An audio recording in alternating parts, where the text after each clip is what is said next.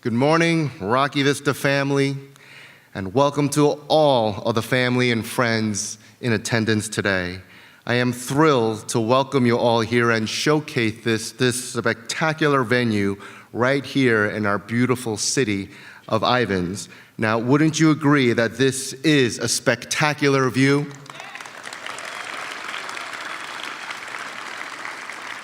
How fitting it is for this very special occasion.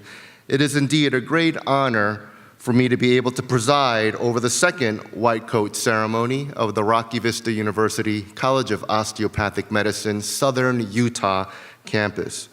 I would like to acknowledge some very special guests in the audience at this time, many who have traveled from long distances to be here with us today. Our founder, Mr. Yifei Tian, and his wife, Dr. Lucy Chua. Our Board of Trustees, our Executive Advisory Council, Mayor Chris Hart, Congressman Chris Stewart, and two very special guests from Medforth, Dr. Andrew Sussman and Ms. Molly O'Neill, who just had to make it back to the East Coast, and all of our other VIP guests, who consist of community leaders and community preceptors involved in the training of our medical students.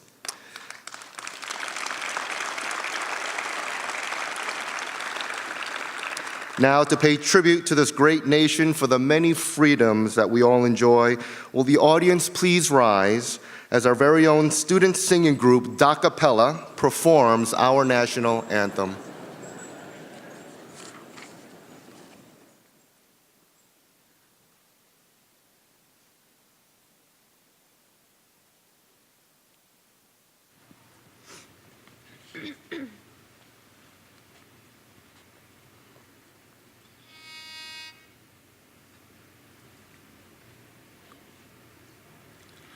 Oh, say, can you see by the dawn's early light what so proudly we hailed at the twilight's last gleaming, whose broad stripes and bright stars through the perilous fight o'er the ramparts we watched were so gallantly streaming, and the rocket's red glare, the bombs bursting in air, gave proof through the night that our flag was still there.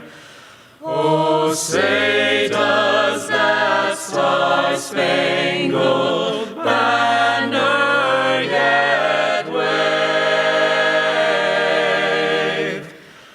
o'er the land of the free and the home of the brave?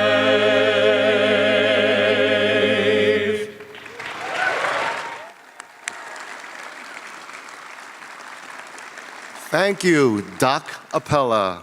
You may all be seated. I would now like to invite Dr. Tom Told to the podium to deliver the invocation. Dr. Told is the Chief Academic Officer and Vice President of Academic Affairs as the founding dean of our beautiful Southern Utah campus.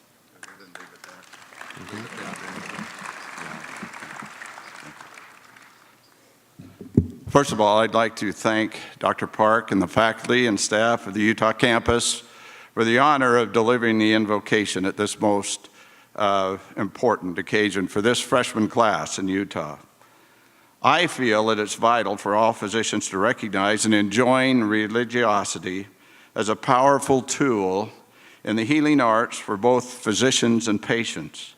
As Vice President of Academic Affairs for the university and the Chief Academic Officer for both campuses, it is my responsibility to attest to each student's success in becoming an intellectually competent and clinically skilled physician, capable of safely caring for the public.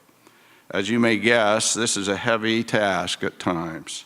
And I'm not shy in enlisting all the help I can get, including that from a higher power if needed. For thousands of years, medicine and religion have been closely aligned. Hippocrates, the father of medicine, enjoined his God in the profession he is credited with founding, and even enshrined that practice in the oath taken by many physicians down through the ages. From Van Leeuwenhoek to Pasteur on to Osler and up to the present day, physicians and medical scientists have maintained strong beliefs in a higher power. Many often credited that influence for their discoveries and contributions. Andrew Taylor Still, the founder of this great profession, maintained that it was God, not him, that should be credited for its foundation. And throughout his life, he maintained that he was but an instrument in the hands of the great architect who healed the patient. Pioneers of this state and the founders of this great nation professed being guided by that higher power to establish a remarkable and lasting institution that's so much a part of us today. So on this beautiful morning, as this new class of students officially enter our profession, I invite you all to join me in asking for that higher power to accompany them throughout their medical education and on into their professional lives. If you choose not to join in, we invite you to quietly focus on all those many good things that have brought you here today and to be a part of our freshman class. So now let us pray.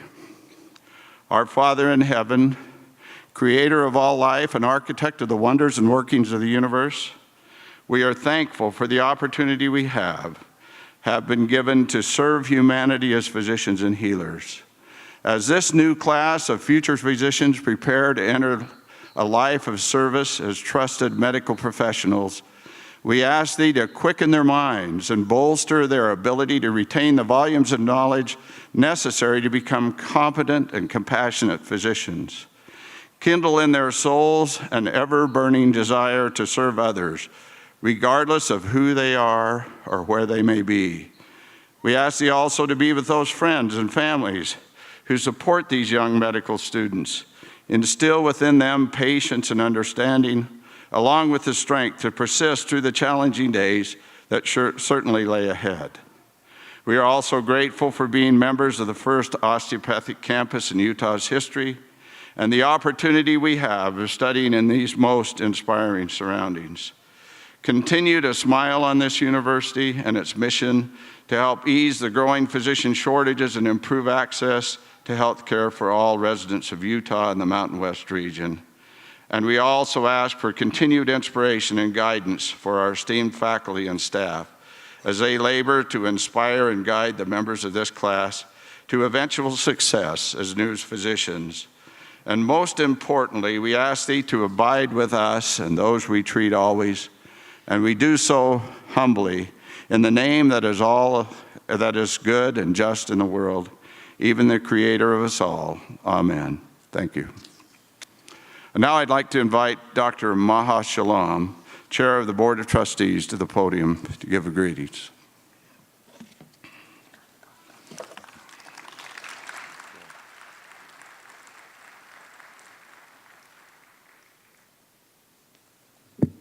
Thank you, Dr. Told. Good morning, everybody. On behalf of the Board of Trustees, I want to welcome you to Rocky Vista and to the Ivins community. We're very glad to have you here, students, your loved ones and parents and family, and our esteemed guests as well.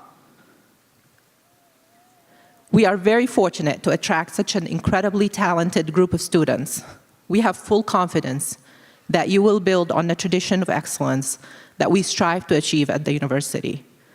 Please know that the faculty and staff, with the full support of the Board of Directors, of the Board of Trustees, and will always be committed to your success. Congratulations, and welcome again to the RVU community. Thank you.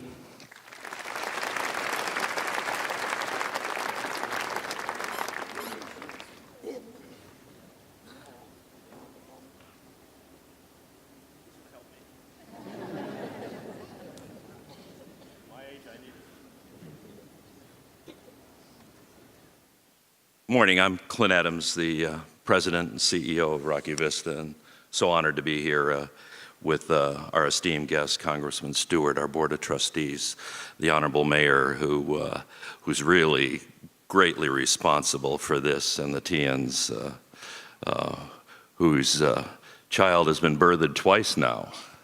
So thank you for everything that you've provided us. But indeed, this is a day, I've got to recognize a couple things. I found a gentleman that went to my undergraduate college here, and I have to ask the Keers to stand up, Dr. and Dr. Keer, who were my classmates, and their son is in this class. Nadine was one of 3 women in the class, so I don't want to hear anything, okay? Yes, I do. Yes, I do. We're working on it. Oh, class of 22, it's about you. Come on, stand up, class of 22.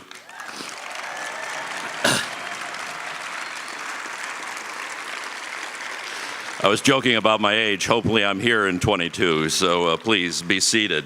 What a great day and a glorious setting to commemorate the success you've achieved and the challenges you've accepted in this. You know, last night this stage was transformed into the River Nile, and I think I'm standing in the middle, so I better hurry up before it closes in on me. But truly, there was a flood here. The transformation of this barren stage, and I think today we're doing Matilda, so it's a classroom. How appropriate. But the transformation today, which is so important, is the challenge of becoming caring, compassionate, physician leaders, serving with integrity and excellence. You're to become a physician that your loved ones would be so proud of at the bedside of a terminally ill, or providing support and encouragement as your patient embraces a wellness lifestyle. The parents, families, and partners with us today, or cheering from home, are to be honored for their support in your journey to become exemplary osteopathic physicians. Let's hear it for all of those families and support.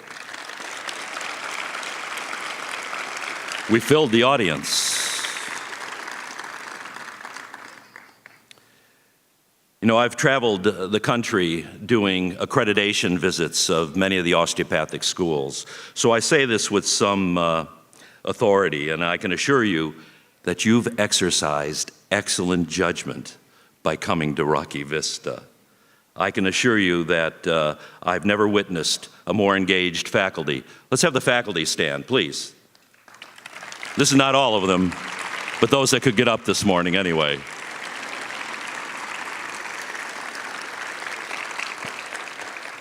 And the faculty is nothing compared to the staff. How many of the staff can we see visibly? They're usually hiding, but where's the staff?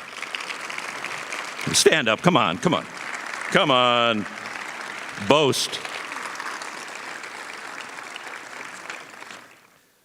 All committed to assure that you have the opportunity to emerge as leaders. And at first it'll be in the clubs, and it'll be in the tracks, and it'll be in your studies. But as you take those experiences forward and be leaders in your community, touch the hearts and mind and body and soul of those that you will encounter. I remind you, today it's kind of about you, but it's never about you. It's about the patients that you're going to take care of the rest of your life and make a difference for them. So again, I encourage you to enjoy this day and think ahead to your commencement. Believe it or not, it's a very short 4 years from now. It's going to go fast. Each day is long, but the whole journey is quick. So God bless each and every one of you. We're so proud to have you pick me, and you did. So thank you. Let me introduce Mayor Hart. Seriously, the mayor has been the lightning rod in support of assuring the beautiful facility that you're going to, come on up, Mayor. Yeah, I'm just stalling. God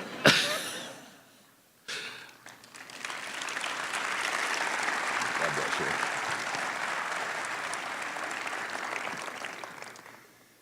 Mr. Tian, Dr. Chua, Dr. Adams, Dr. Told, Dr. Park, all of whom have become friends of mine through this process. Rocky Vista University Board of Directors, faculty, staff, student body, Congressman Stewart and other distinguished guests, ladies and gentlemen, I am Chris Hart, the fortunate mayor of beautiful Ivan City, Utah. As you look at the mountains surrounding here and the spectacular view that is the backdrop to our city, you'll understand why I've joked around with Rocky Vista University directors and others about the fact that they couldn't have chosen any other place to locate their Utah campus, because this is the postcard for Rocky Vista, wouldn't you say?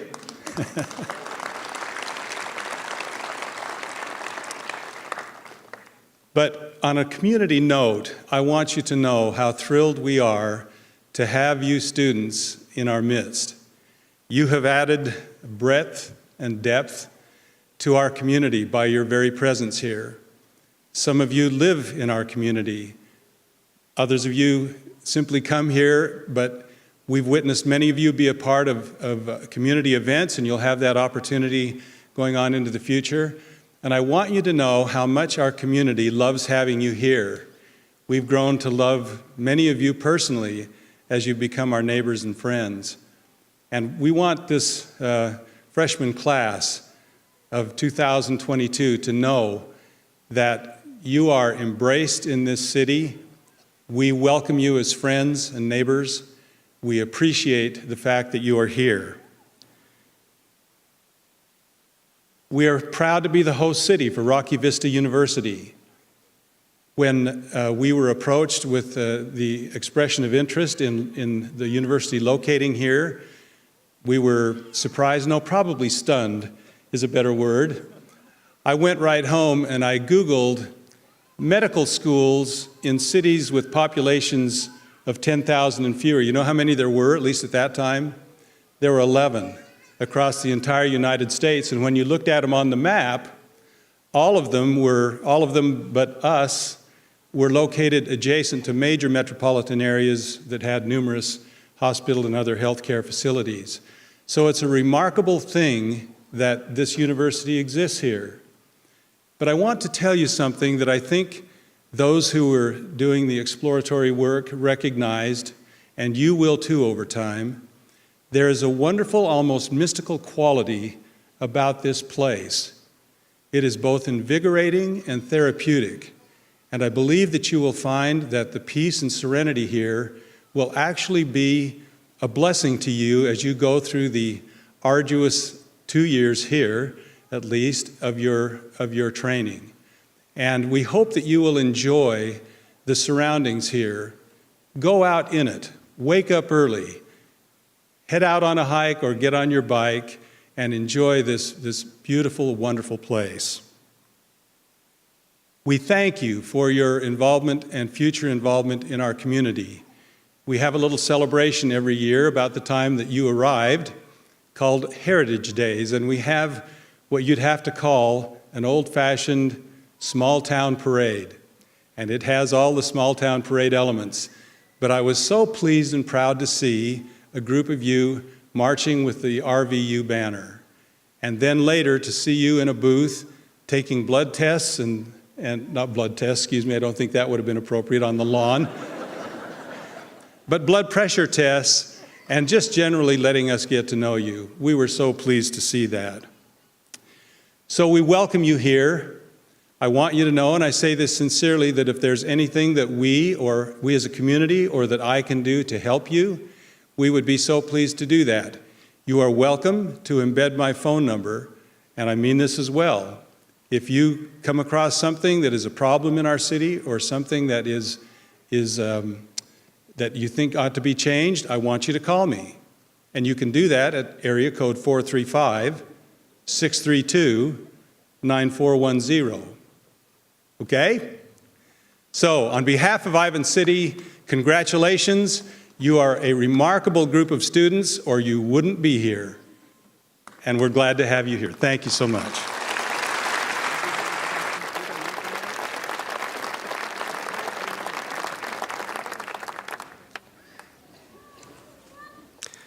Thank you, Mayor Hart.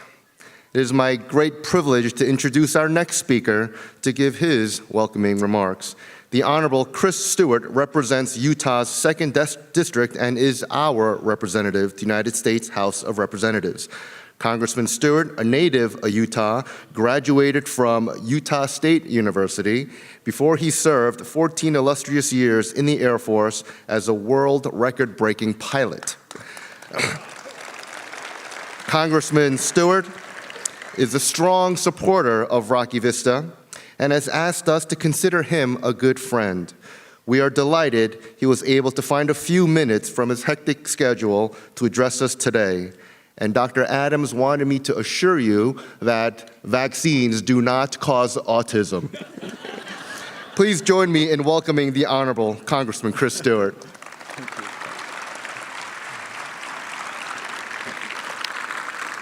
That's a private joke there, if any of you are aware of the debate I had here. I'd like to thank Dr. Park and Dr. Adams and a number of other well-known and illustrious guests. Mayor Chris, it's good to be with you.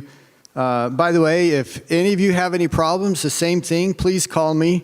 My number is also 435-632-9410. I'd be happy to take your call about pretty much anything. Call me day or night, middle of the night, it doesn't matter. What a beautiful setting. Oh my gosh, I could say anything and none of you are listening to me because you're all looking at this thing behind me. Back when I had a life, before I was in Congress, I used to love to rock climb, and I look at this and I think, that's what I'd rather be doing. And it literally is Rocky Vista, isn't it? And it's just an honor to be with you today, and I really mean that. It's an honor to be with you, and I'm going to talk a little bit about why. You know, it's funny. This morning I got up a little early. I thought, what would I say in my brief remarks? And I thought I should say something funny. I couldn't think of anything, so I Googled doctor jokes. And I thought, well, I read that, and I thought, well, I can't tell that joke. Another one, I can't tell that one. Turns out you guys do a lot of things with bodily functions and different things. I'm going to, it says I'm here to welcome you. I'm really here to congratulate you more than that. And my perspective of your experience is viewed through the lens of my second son, who just finished his residency in ophthalmology. And watching him and his experience, and it really started really early in college. That's when he decided, like I suppose many of you, that he wanted to be a doctor. And I remember the moment that he made that decision. It was a Sunday afternoon, we were talking, and he thought he might go into the military like I had done, and the conversation kind of changed. And I remember saying, what about going to medical school?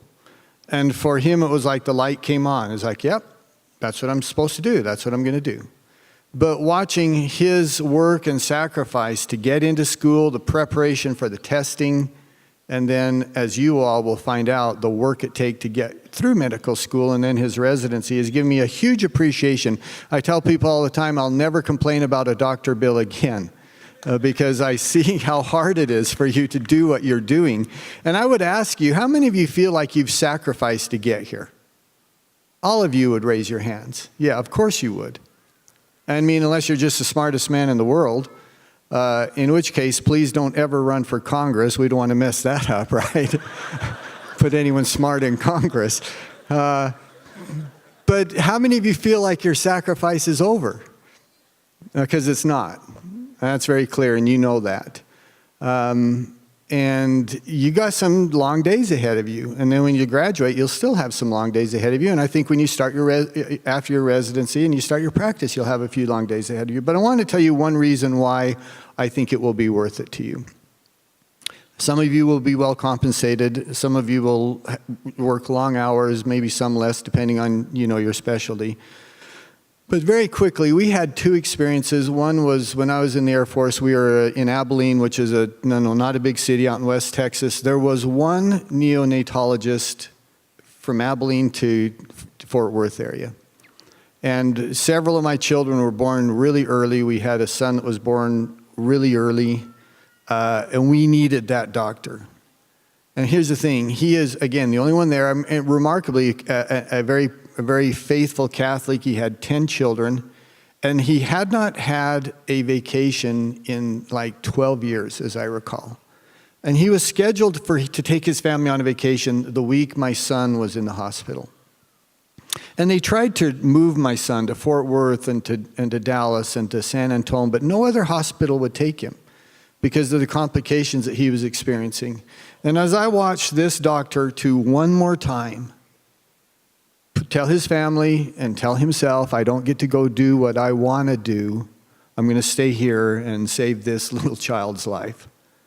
And the sacrifice that he made. I had one other experience with my oldest son, actually, who was had a very complicated, and at one point was, we thought we might lose him from liver failure. This was when he was about your age. And he ended up going to a very technical and very rare specialist who was the only one who could treat him from Salt Lake to Denver. There were, between Denver and San Francisco, he was the only one who was capable of doing that. And as I worked and interacted with him and saw the incredible hours that he put in, and now he made a lot of money, but I remember thinking, what difference does it make? He never gets to spend it because he's always here working. And these two individuals blessed our family's lives in ways they will never, ever understand how grateful we were for them. You all will have some experiences like that. So I would say to you, thank you for doing this. We need you. Those of you from Utah, stay here in Utah. If you want to talk policy, and I'm not going to put you to sleep, but look, the initiatives we've worked with on taking healthcare providers to the rural parts of not just Utah, but of the West, and the initiatives that are important to provide proper care for a lot of people who don't get it otherwise. There's some of those things. We'll have a chance to talk about that later as you progress through your career. My purpose here is to welcome you, to congratulate you, to thank you for your sacrifice, and to give you this promise. You have so much to look forward to. Life is good. You all are going to participate in meaningful ways. President, thank you for the opportunity to be here. Bless you all. Thank you.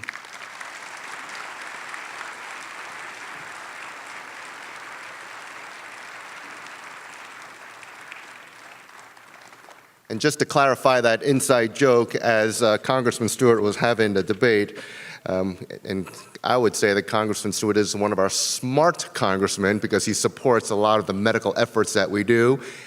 Some kook came up from the audience, ran up to his microphone and shouted, "Vaccines cause autism." And that was what that inside joke was. Now, it is my great pleasure now to introduce our very special keynote speaker, Dr. Donna Milovitz.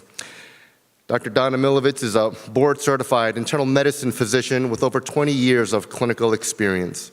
She earned her medical degree from the University of Arizona College of Medicine and completed an internal medicine residency program at one of Harvard's training hospitals. She also holds a master's degree in public health from the University of Minnesota and is a fellow of the American College of Physicians. Dr. Milovitz was on the faculty at the Mayo Clinic in Rochester prior to moving to Utah. In 2006, Dr. Milovitz put on her entrepreneur hat and created On-Site Care, which now operates 16 primary care workplace clinics in 2 states, caring for over 50,000 lives. Dr. Milovitz continues to practice part-time at an on-site care clinic herself. She is passionate about advancing the quality of community health care while driving down wasteful medical spending. And we are privileged to have her serve on our own Executive Advisory Council. It is now my distinct honor to call Dr. Milovitz to the lectern to deliver the keynote address. Dr. Milovitz.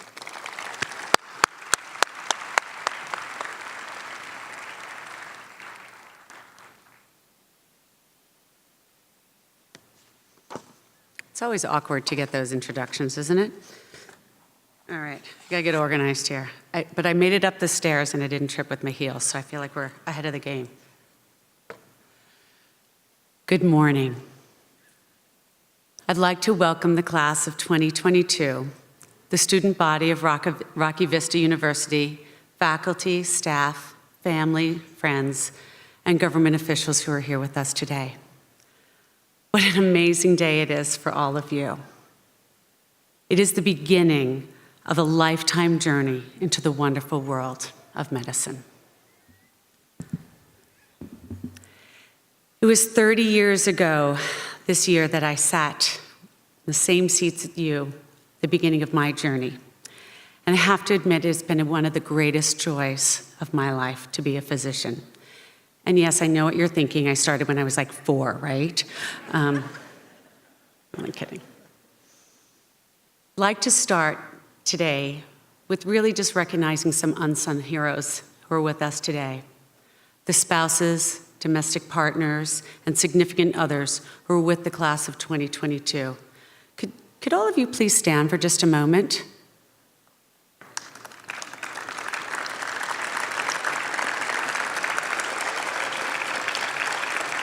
No, you get to stay standing. One sec.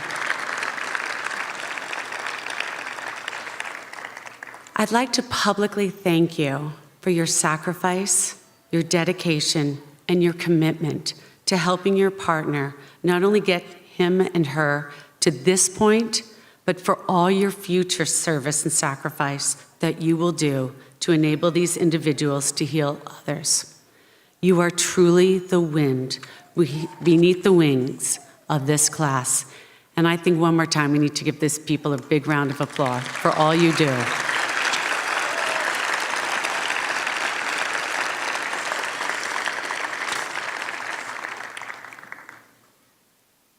To the parents and the grandparents who we are privileged to have with us today, although you signed up with Parenthood to sacrifice and to love unconditionally your children, clearly you did something remarkable in being able to get these kids into these seats today.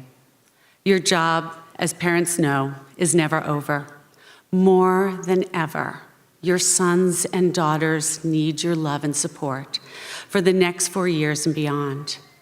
Thank you in advance for all your help and support to give to them for them to be successful. Thank you.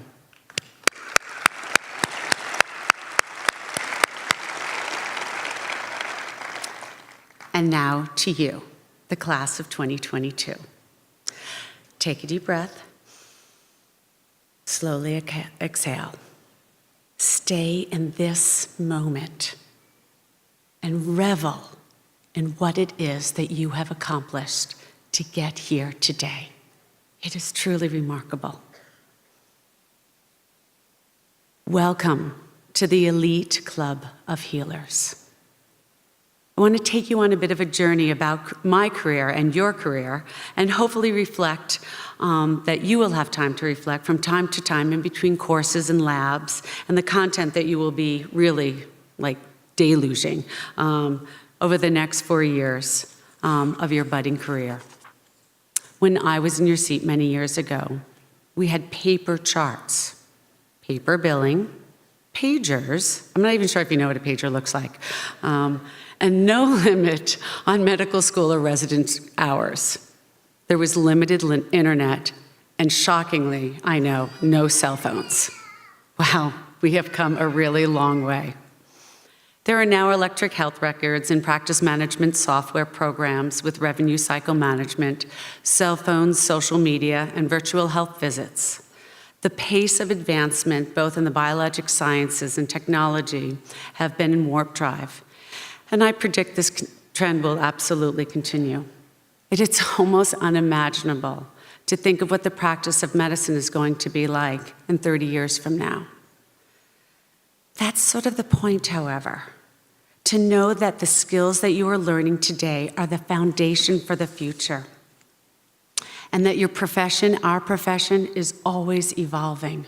You will always be learning. However, patients will still need doctors to treat them, and nothing will ever substitute for a really good history and physical exam and the healing touch of a physician on his or her patient. I'd like to offer some words of guidance and support as a seasoned primary care physician that will start you on your path of becoming a successful doctor. Start with compassion and humility in everything that you do. It seems like a pretty easy endeavor now, but I promise you, when it's 3 a.m. in the morning, you get your 8th admission for the night, you haven't had dinner, haven't gone to the bathroom, you're tired, and you're absolutely out of apples, that is exactly the time when you dig deep and have those skills. Because that 8th admission is a person, someone who is in pain, scared, afraid, and is looking for you to help them. Healthcare is a team sport. You need to be a team player. Oftentimes you are the team leader, but other times you are not. Actively listen to your support team. They often have observations that impact clinical care that you have not seen or considered. Be respectful of others. Nurses, therapists, janitors, and food service workers are all part of the healers and are part of our team. There is no place for inequality in healthcare. Discrimination and sexism need to stop in medicine. Let's have our profession be the one where we lead out on being a role model for others, for treating everyone with common respect and dignity that we all deserve. We all have a common goal of helping our patients. And by the way, the patient is part of the team. Hear what they have to say. Most physicians interrupt patients 20 seconds into the interview. How would you feel if you were interrupted every 20 seconds? Be kind of hard, wouldn't it? By the very nature of the 2 initials behind your name, you will have immediate credibility and stature. It's both super cool and overwhelming at the same time. Be mindful of that power you have been given to protect others. Please don't abuse it. Remember that out and in our community, you still represent our profession. Society has given you immediate level of respect that will open doors and create opportunities that others are not privileged to have. I encourage you to give back and give generously to others. Remember, the human body is mostly a mystery to everyone except for physicians. We oftentimes take for granted what our knowledge has given us. The rest of the world is just mostly scared of the symptoms and conditions that affect them. Be that gentle guide in helping others along their path of health. You will be the keeper of many people's secrets. That is both an honor and a burden. You will need to learn to have empathy for others without taking on other problems, or you will implode. You will give wonderful news to patients and death sentences to others, frequently within the course of a single day's work. You will save people's lives, and you will lose others, and each one of those deaths will take a toll on you. For these reasons, it is important to take care of yourself. Self-care is hard. I don't actually think I'm the poster child, actually. It's easy to pontificate about that to others, but those of you who actually practice self-care will be the most successful in medicine, and I dare say, in all of your lives. You need to learn now to take time every day, even if it's 5 minutes, to do something different than medicine. Be present for those who you love when you walk through the door at the end of the day and take off your doctor hat. This is a life skill you will need to master to have a successful life outside of medicine. Physician suicide is double that of the general population, and a physician dies every day in this country. We need, as a profession, to do better at reaching out to our colleagues and to helping ourselves. The same is true for substance abuse. 1 in every 14 physicians nationally are substance abusers. Being a doctor is hard. And as much as it is the hardest job, it is equally the most rewarding. It is a balancing act that you will cultivate and progress throughout your career. Be mindful of that balance. Know that as you look around you, there is an entire community, both within medicine and here, to support all of you. I am the present, soon to be the past of healthcare, but you are our future. You will be the physicians that have the power to change the trajectory of health for our country and how we practice medicine. Be bold. Our system is broken and desperately needs your help and innovation. Think outside the box on how we can change our system and have a voice in that conversation on how that happens. We often become what we can see and we can visualize, but healthcare is changing and we need to think now outside of the normal construct of what you currently see. Have the courage to be the catalyst for change. Have the courage to stand up and have a voice when something is wrong. Have the courage to ask why and then offer a different solution to the problem. I will also challenge this class to get outside of your comfort zone and learn different areas of medicine that aren't traditional. We need more diversity in leadership, in medicine, and in the business aspects of healthcare as examples. Take a rotation that you wouldn't have otherwise done or learn more about an area of medicine that's foreign to you. I had no idea when I was sitting in your seats 30 years ago that I would be running a multi-million-dollar healthcare company that I started on my kitchen table. There was a problem that needed solving in healthcare, and I thought to myself, why not me? You have the opportunity to reinvent what you do as a physician over and over again in your career. Be curious, ask questions, keep up with the current medical literature and policy. It is important and needs to be worked on every day. Your voice matters. Please use it. Lastly, I'd like to take a moment to talk about the imposter syndrome. I think most of you have experienced that, not only in the incoming class, but probably everyone in this sort of beautiful venue. And the answer to the question that rattles in your head right now, I'm sure, as if to say, are you worthy or the right person for the seat that you're sitting in? The resounding answer is yes. You are sitting here today because you have demonstrated over an extended period of time the skills and qualities necessary to successfully complete medical school. No med school in the country would admit a student that they think is going to fail. But this idea of imposter syndrome, it will be a recurrent theme in your life when you go from medical student to doctor, from resident to practicing physician, and beyond.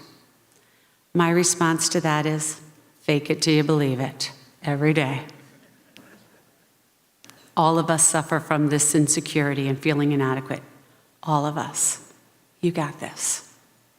So in closing, I am wildly optimistic of what the future holds for healthcare. I am confident that all of you will be successful in taking on the next generation of physicians, and I proudly pass the baton on to you and say, congratulations and welcome to the club.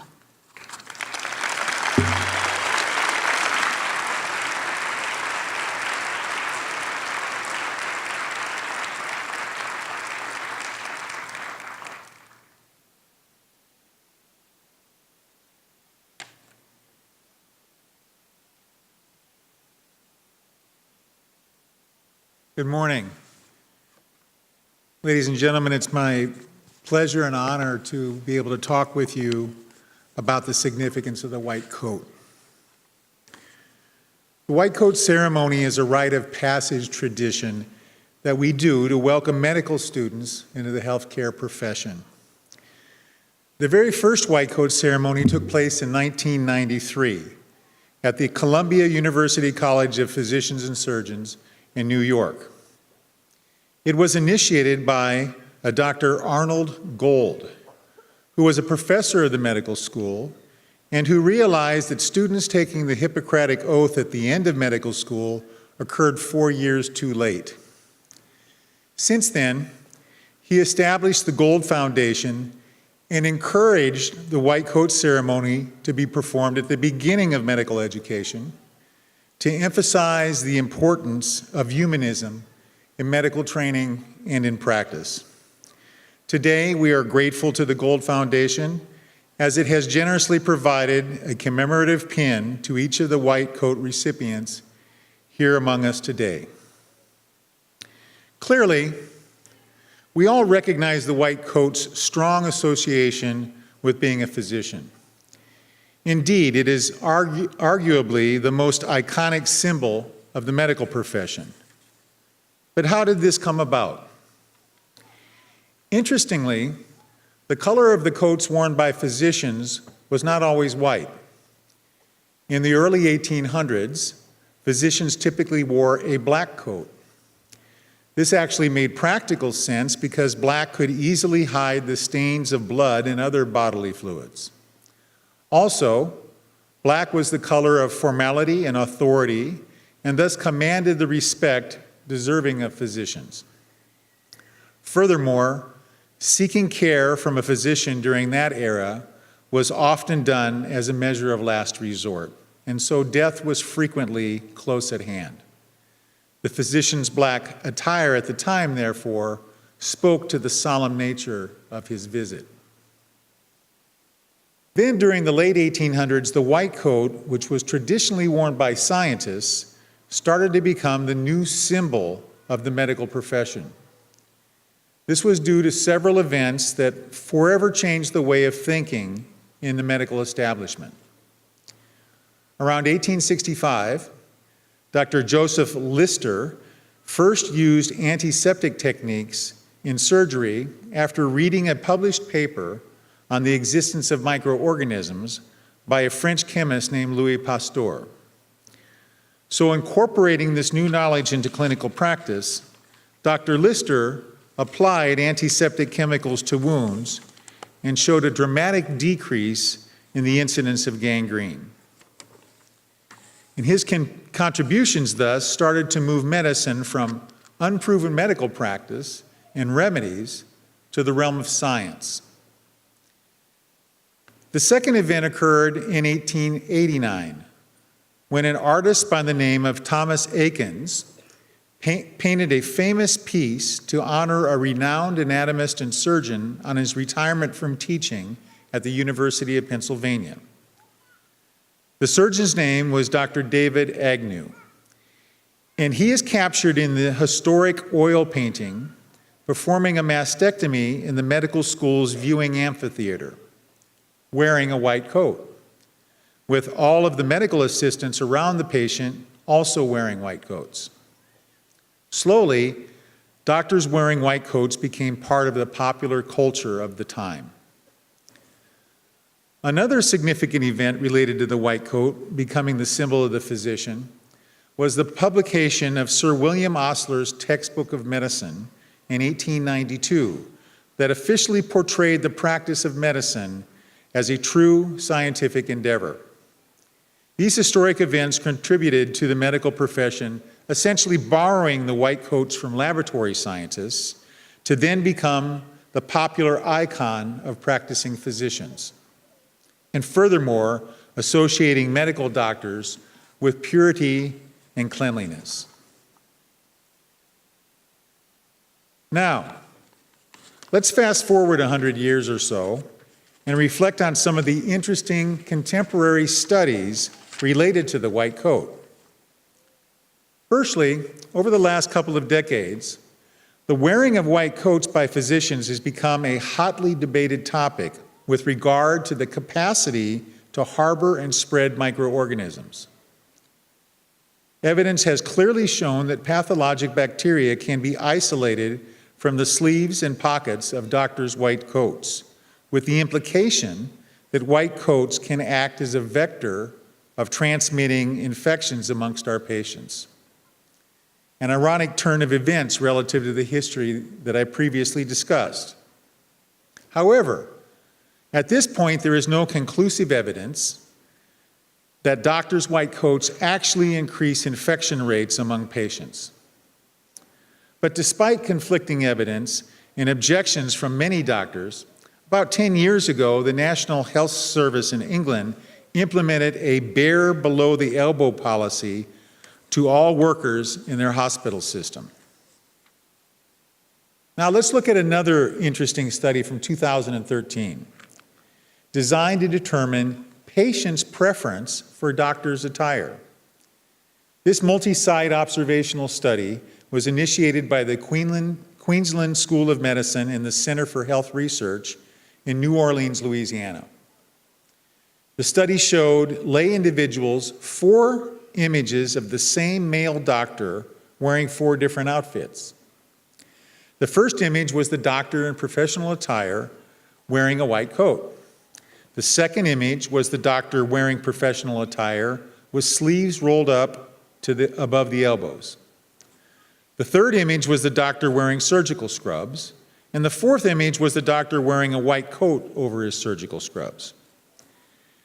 The results may seem predictable to some, as indeed the first image with the professionally dressed doctor with the white coat garnered the highest pairwise preference at 65%, followed by image 4 with the doctor wearing a white coat over his scrubs at 39%. Third place was the doctor in scrubs at only 27%, and the least preferred was the bare below the elbow image at 13%. In exploring patients' preference a little further, there was noted to be quite a gender differential, with 73% of women preferring doctors in white coats versus only 27% of men having a preference for white coats. So perhaps there is some truth to the adage that women like men in uniform. However, what was really intriguing about this study was that after determining their initial preferences, all the patients were then educated to the theoretical increase in the transmission of infections due to the wearing of the white coat, and then asked if that information would change their initial opinion. Interestingly, the majority of the patients at 67.5% indicated that it did not change their preference. Furthermore, nearly 90% of the patients indicated that this new information did not make them feel less comfortable with doctors wearing white coats. Indeed, as suggested at the conclusion of the study, patients feel a sense of comfort and confidence in doctors who wear white coats. Now, this was only one study in one area of the country, but the results clearly demonstrate that patients like it when we wear our white coats, at least until new scientific evidence conclusively proves otherwise. In closing, this white coat ceremony welcomes you, our newest class of osteopathic medical students, as you embark on your medical career to become an osteopathic physician. Giving you this powerful symbol of compassion and honor signifies the beginning of your journey to achieve the long white coat when you graduate as an osteopathic physician. It also symbolizes the professionalism, caring, and trust which you must earn from your patients, and the values of purity and cleanliness associated with becoming a physician. So class of 2022, go forth from today and wear your white coats with pride and with a sense of duty.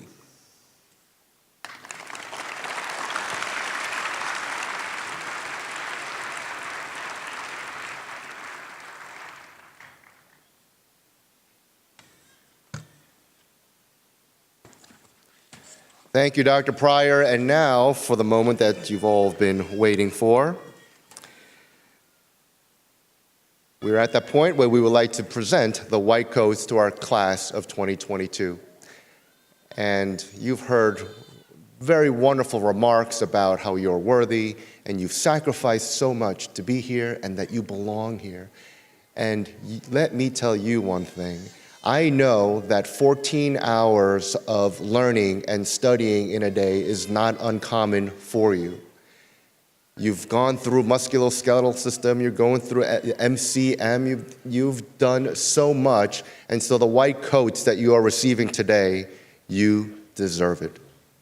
Now, I would like to invite the members of our faculty to the stage to coat our student doctors, and the students will process to the stage individually and announce themselves. They will state their first and last name, their home state, and the school where they earned their highest degree. Faculty, please join me on stage and get prepared. If they are in the military, the students will also state their rank and their branch of service. We ask that you please hold your applause until each group of student doctors receives their white coats. And I just want to make special mention of one of your classmates who, due to unfortunate circumstances, is not able to be here with us. His name is Marcus Ferrand, and he's with his family right now dealing with a family tragedy, but he is in our thoughts. Now, will the student doctors now please approach the stage? And Dr. Adams and Dr. Told, please join me on the stage as we congratulate them.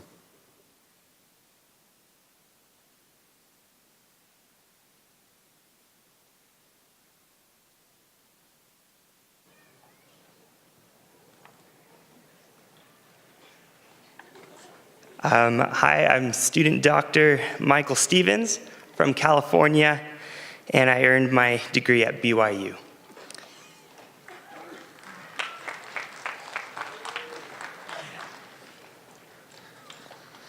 Hi, I'm student Dr. Brian Daines from Utah, and I went to Utah State University.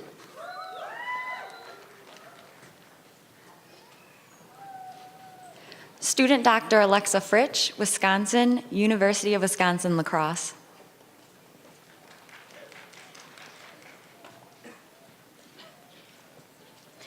Student Dr. Manuela Marin Salcedo, Florida, Syracuse University.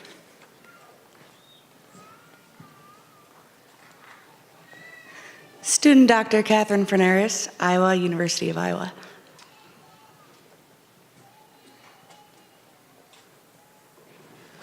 Student Dr. Casey Call from Utah, Weber State University. Student Dr. Brock Orm from Utah, Southern Utah University.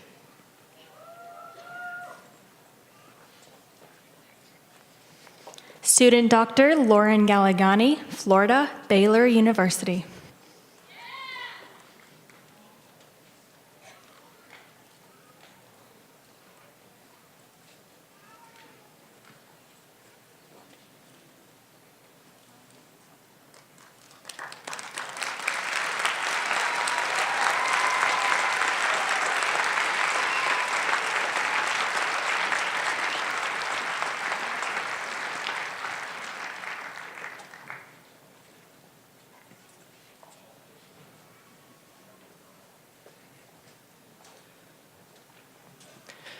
I'm student Dr. Stephen Doyle from Oregon, went to BYU.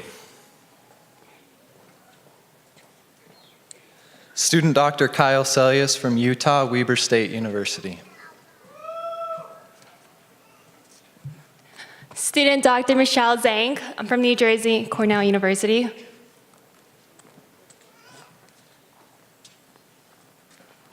Student Dr. Autumn Dack from Illinois, Colorado State University. Student Dr. Jessica Harper, Oregon, Southern Oregon University. Student Dr. Rebecca Edwards, Utah, University of Utah.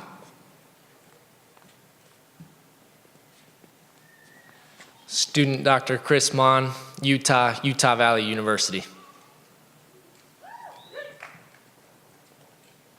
Student Dr. Nate Bachman, Seattle, Washington, Brigham Young University.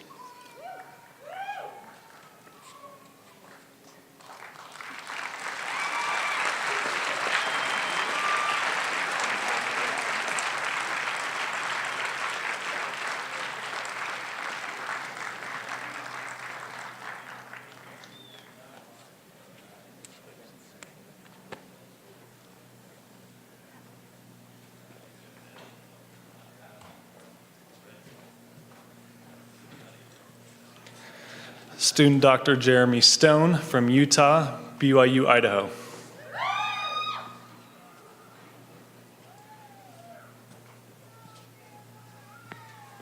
Student Dr. Derek Monday, Wyoming, University, Utah.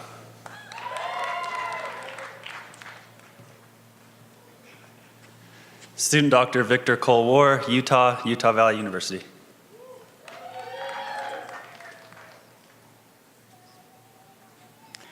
Student Dr. Michael Trujillo, Utah, University of Notre Dame.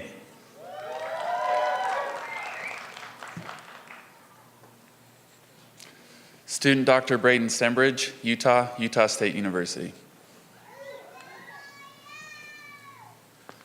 Student Dr. Jared McComber, Utah, Brigham Young University.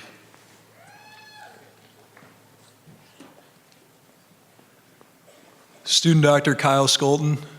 I'm from South Dakota and I went to the University of South Dakota.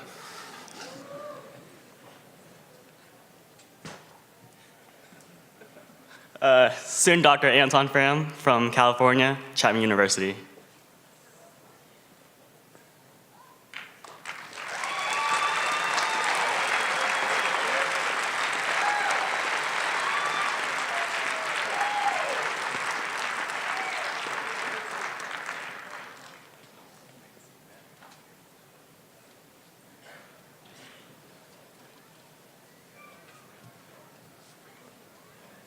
Student Dr. Logan Ostrom, Utah, Southern Utah University.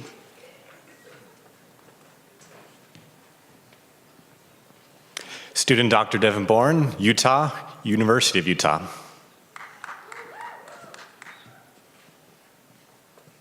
Student Dr. Sydney Woods, Idaho, College of Idaho.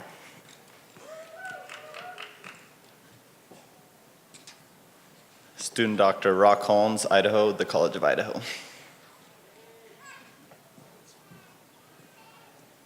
Student Dr. Abigail Lamove, California, St. Martin's University. Student Dr. Christine Meacham, Nevada, Montana State University. Student Dr. Mackenzie Sturdivant, Wyoming, University of Wyoming. Student Dr. Danny Daskalakis, Florida, University of South Florida.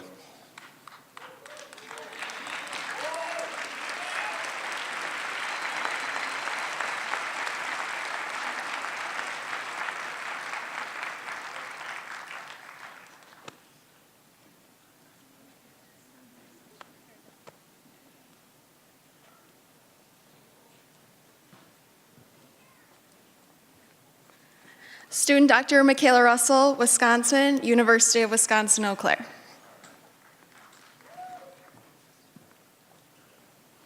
Student Dr. Nurya Gadiwala, Maryland, University of Maryland, College Park.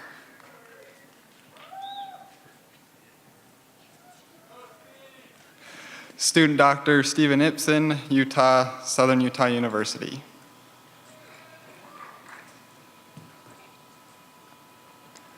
Student Dr. Nolan Harris, Utah, Brigham Young University. Student Dr. Blake Christensen, Idaho, Utah State University.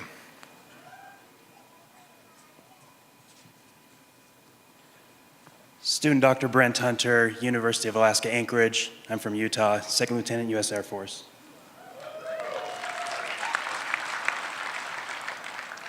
Student Dr. Bradley Taylor from Brigham Young University in California.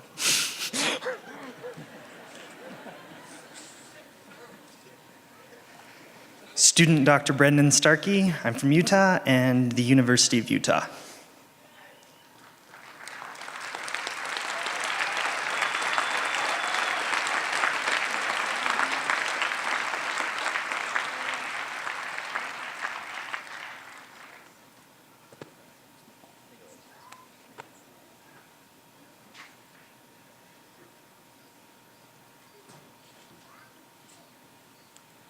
Student Dr. Angelo Garcia, Utah, Brigham Young University.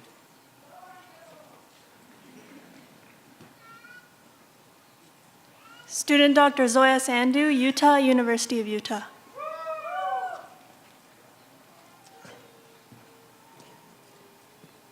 Student Dr. Kristen Zachariah, California, Point Loma Nazarene University, Second Lieutenant, U.S. Air Force.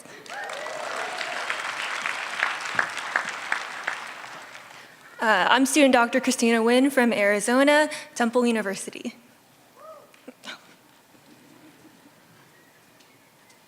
Student Dr. Danny Sullivan from Utah, Dixie State University.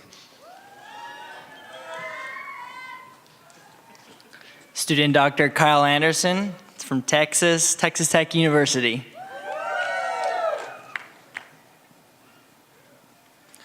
Student Dr. Kevin Brighton, Utah, Brigham Young University. Student Dr. Christine Kai from California, University of California, Davis.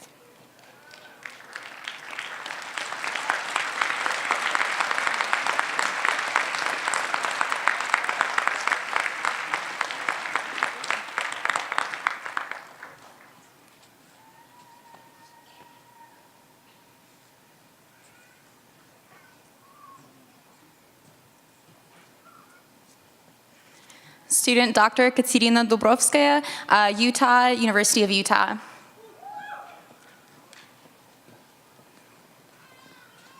Student Dr. Sarah Bethany Tang, Texas, University of North Texas.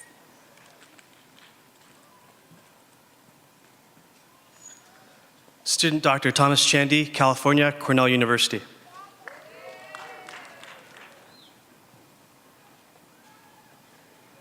Student Dr. Chris Lyons, Idaho, BYU.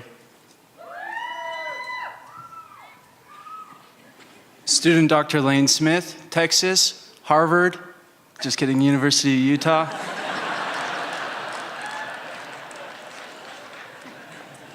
Student Dr. Teelan Peterson, Utah, BYU, United States Air Force, Second Lieutenant.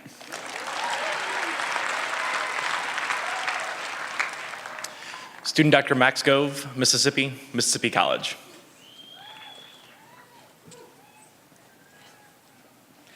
Student Dr. Ryan Christensen, Utah, Brigham Young University.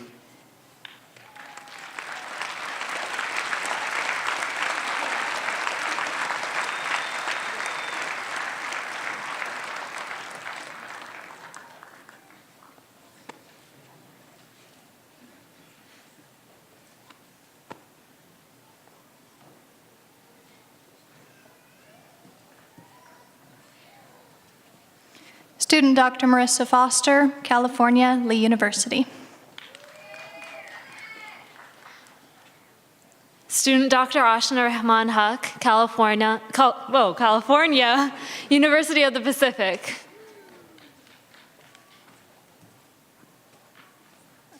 Student Dr. Christine Flores, Nevada, University of Nevada, Las Vegas.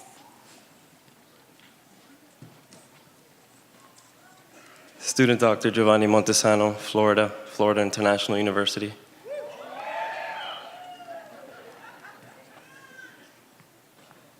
Student Dr. Alex Howard, born and raised in Denver, Colorado, an alumnus of Metropolitan State University of Denver.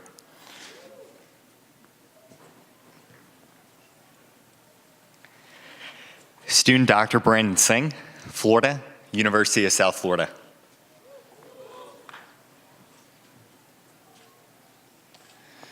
Student Dr. Cody Rasmussen, Utah, Brigham Young University.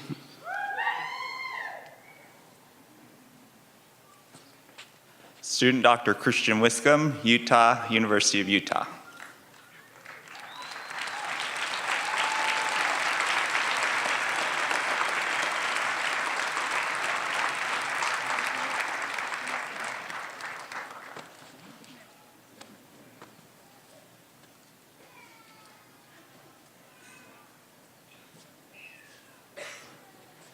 Student Dr. Andrew Fisher, Colorado, Colorado State University.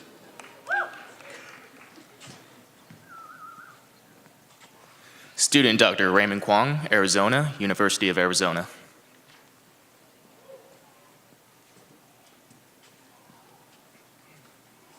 Student Dr. Calvin Z, California, University of California, Davis. Student Dr. Margaret Liederbach, Michigan, Loyola University, New Orleans.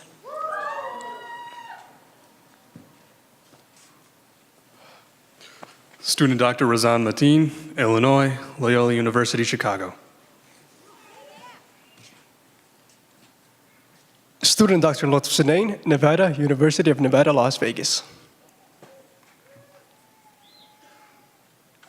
Student Dr. Valentina Bonifil, New York, McGill University.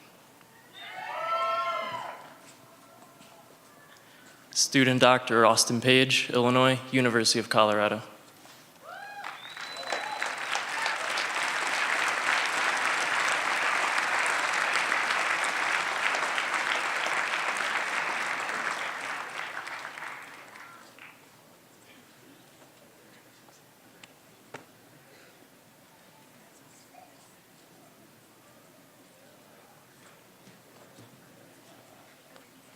Student Dr. Rebecca Lee, Washington Brigham Young University.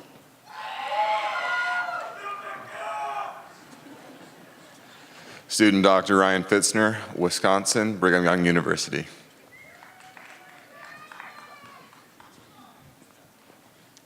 Student Dr. Carson Russell from Washington Brigham Young University. Student Dr. Courtney Schill Russell, Utah Brigham Young University. Student Dr. Stacy Forbes, Illinois Bradley University.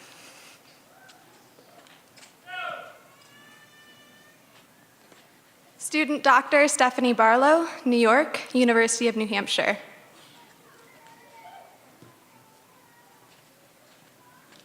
Student Dr. Julia Sire, Massachusetts, UMass Amherst.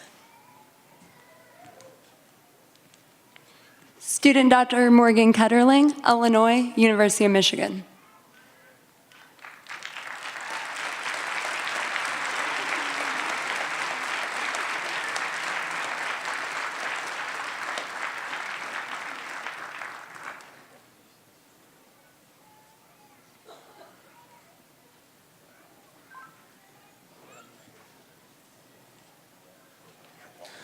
Student Dr. Andrew Collier, New York, State University of New York College of Environmental Science and Forestry, Second Lieutenant, United States Army.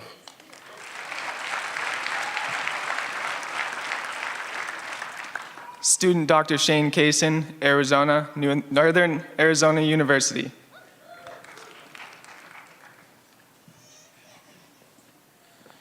Student Dr. Kyle Wire, Washington State, Eastern Washington University.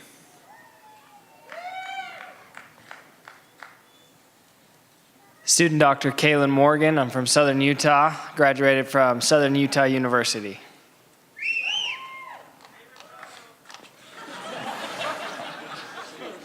Student Dr. Christian Knobloch from Tennessee, Lipscomb University. Student Dr. Lauren Ashcroft, New Mexico Tech, Second Lieutenant, United States Air Force.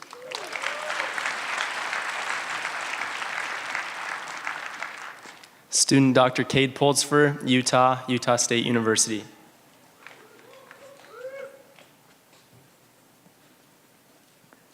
Student Dr. Colton Beck, Utah, Brigham Young University.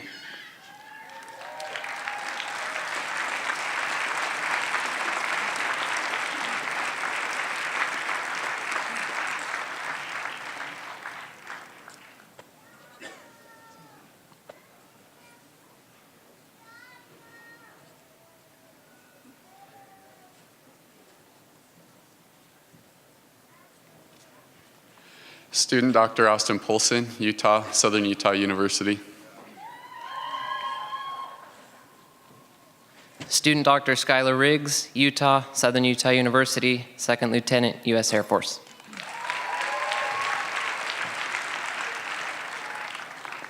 Student Dr. Devin Larish, Southern Utah University.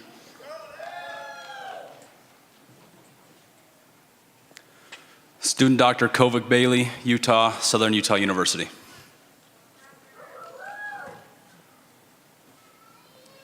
Student Dr. Tyler Kuntz, Idaho Heritage University.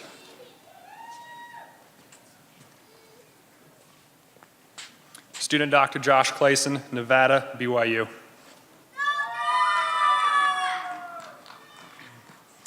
Student Dr. Clark Hollingshead, Utah, Dixie State University. Student Dr. James Harley, Washington, Brigham Young University.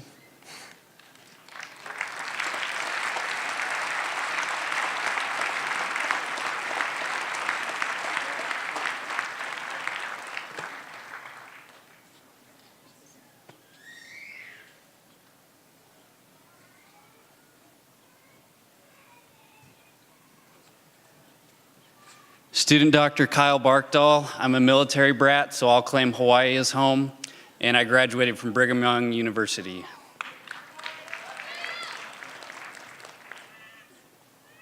Student Dr. Jonathan Hansen from Utah, University of Utah.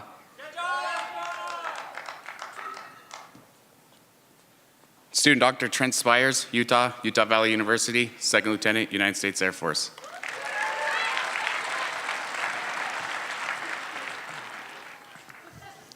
Student Dr. Matthew Kohler, Utah, Utah Valley University. Student Dr. Stephen Howell, Utah, University of Utah. Student Dr. Lance Earnshaw, Utah, University of Utah. Student Dr. Garrett Clement, Utah, University of Utah. Student Dr. Danny Hansen, Utah, Utah Valley University.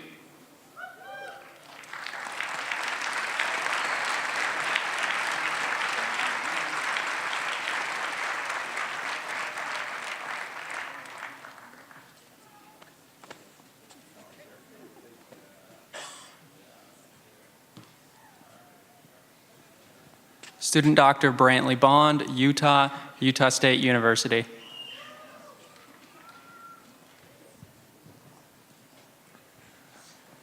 Student Dr. Miles Brooks, Utah, Utah State University, Second Lieutenant, United States Air Force.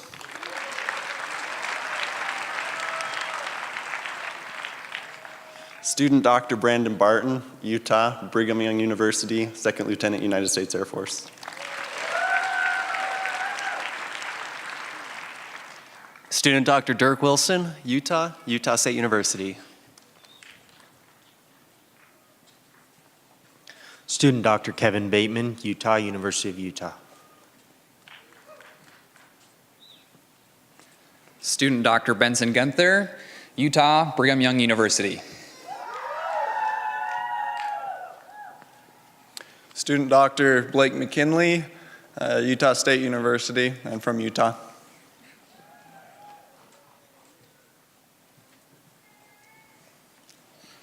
Student Dr. Rhett Dotson, Utah, the University of Utah.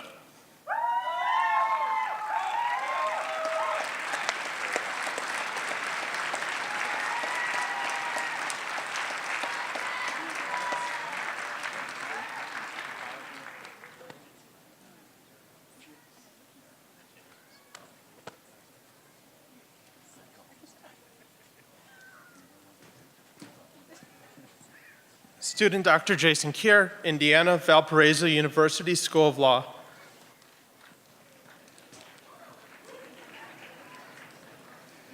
Student Dr. Lindsay Elson, Colorado, Colorado State University.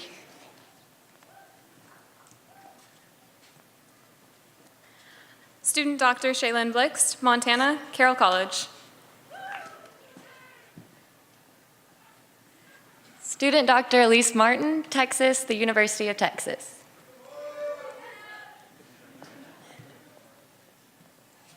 Student Dr. Rachel McCann, Ohio, University of Dayton.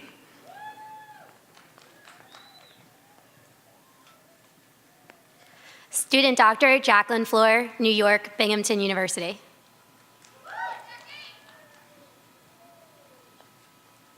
Student Dr. Ryan Brahman, Virginia, Grove City College.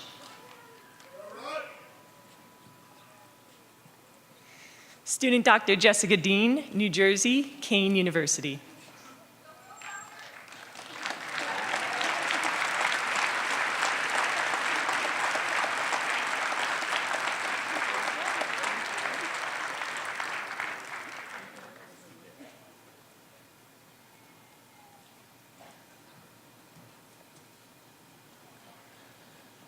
Student Dr. Braden Shumway, Utah, Utah State University.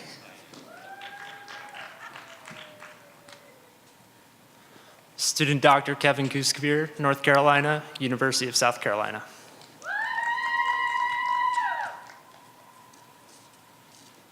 Student Dr. Tyler Yates, Colorado, University of Colorado, Boulder.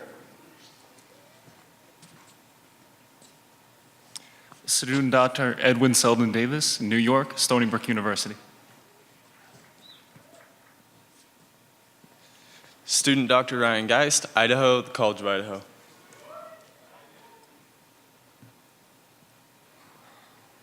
Student Dr. Aaron Freed, Pennsylvania, University of Pittsburgh.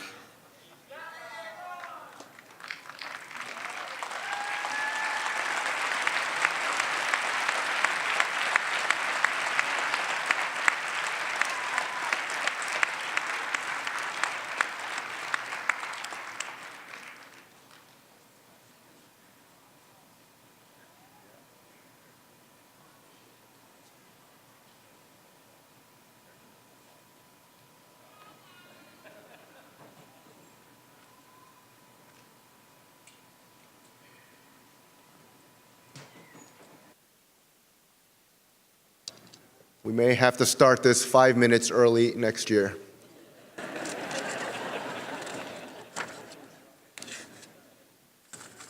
Now, I would like to invite Dr. Roos to the stage, who's going to talk to us about our students' vision statement.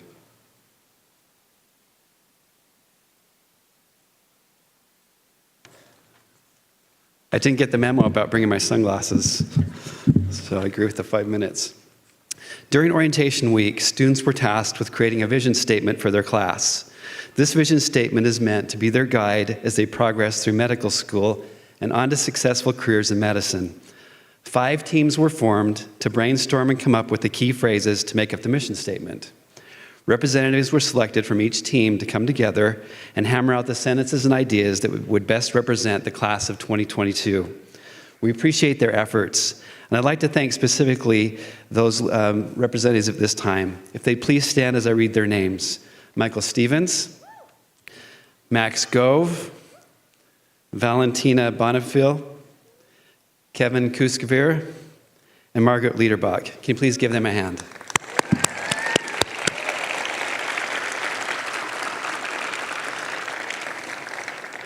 We have framed the vision statement and it will be hung in the hall across from the classroom auditoriums.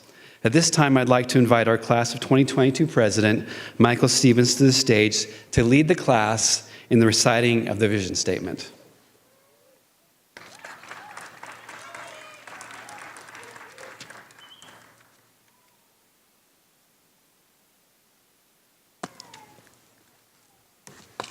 All right. It's so bright. You guys are just so beautiful. That's what it is. Okay, here we go. If we could have the class please join with me in sharing. We, the class. Oh, and please stand, too. That would be great. Okay. We, the class of 2022, at the Rocky Vista University College of Osteopathic Medicine, representing the Southern Utah campus, vow to humbly serve our classmates by fostering a culture of excellence through courage and respect. Our university, by proudly representing RVU through dedication to lifelong learning and continued adherence to the osteopathic tenets. Our patients through enduring relationships and to enhance their lives through empowerment, advocacy, and empathy. Our profession with a commitment to innovation and advancement by embracing technology and facilitating interprofessional collaboration. Our communities by providing care to all and leading our colleagues in ensuring care for the marginalized and underserved. Above all, we will honor the intrinsic dignity of all individuals. Thank you.